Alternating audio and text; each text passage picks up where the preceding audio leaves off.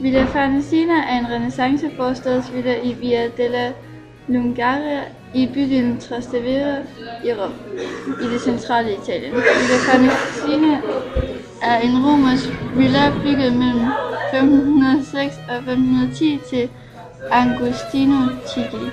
Han var en rig bankmand og kasserer af pave Julius II. På det tidspunkt af sin konstruktion lå ejendommen lige uden for bymuren. På dette tidspunkt havde renæssancen stor beundring for klassiske tekster, kunst og arkitektur og gjorde romerske villaer moderne igen. I den klassiske ideal var det meningen at fungere som et sted, hvor man kunne stoppe af, og hvor der kunne afsættes tid til stille meditation og fordybelse væk fra byen i det smukke landlige natur. Villaen blev Farnese-familiens ejendom i 1577. Det er derfor, det hedder Farnesina. Også i det 16. århundrede var Michelangelo foreslog at forbinde Palazzo Farnese på den anden side af floden Tiberon til Villa Farnesina med en privat brug. Michelangelo arbejdede nemlig ved Tiberon. Dette blev ikke gennemført. I 1580 blev villaen købt af Alessandro Farnese, og i 1714 overgik den til Bourbonerne. Villaens store sal, Salon del Prospettive, er dekoreret af Peruso, hvor man gennem marmorkolonner betragter udsigten over 1500-tals Rom. I 1928 blev villaen statsejendom og huser i dag Accademia Nazionale dei Lincei.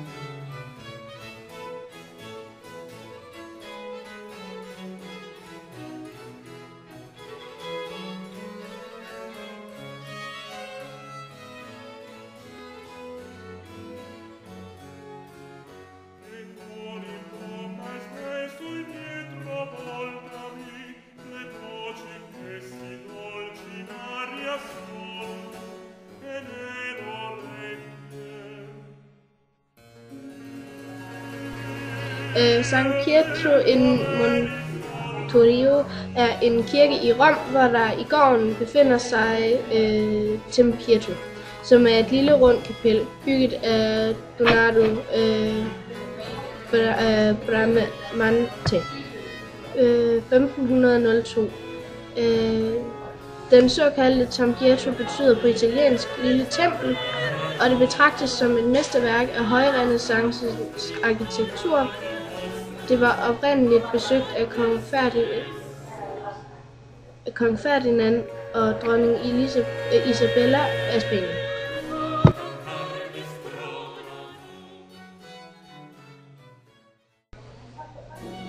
Peterskirken er en af verdens største kirkebygninger. Den ligger i Vatikanstaten i Rom og er et af de helligste steder for kristendommen og centrum for den romersk-katolske kirke.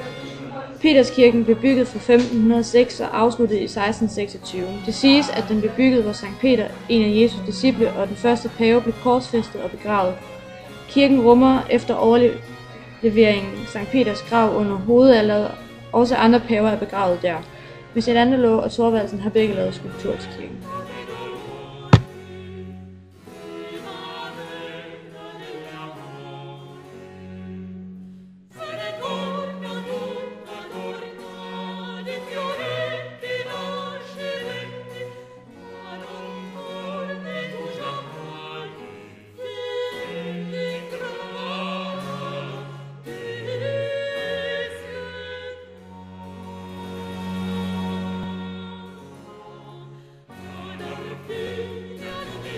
Det Sixtinske Kapel i Vatikanstaten blev opført i 1473 og afsluttet i 1481 til pave Sixtus IV.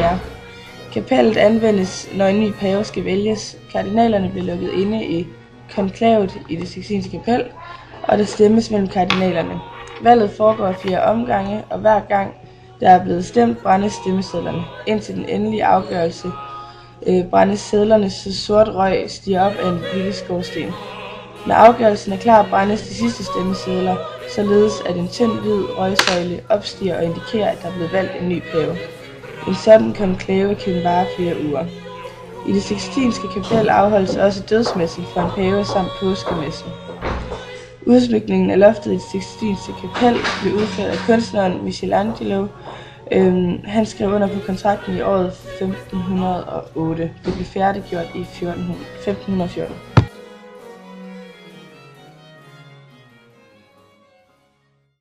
Palazzo Farnese er højrenæssancens palads i Rom. Paladset blev påbegyndt i 1517 af Antonio da San Gallo den yngre på bestilling af kardinal Alessandro Farnese, der blev valgt til pave i 1534 under navnet Paul den 3. Fra da af blev byggeplanerne for paladset stærkt udvidet, og en håndfuld af 1500-tallets førende arkitekter bidrog til projektet. Da San Gallo døde, blev arbejdet videreført af Michelangelo, derefter af Vignola og sidst af Giacomo della Porta, som fuldførte paladset i 1589. Palazzo Farnese regnes ikke blot for en af de fineste eksempler på renæssancens byggekunst i Rom, men også i hele Italien.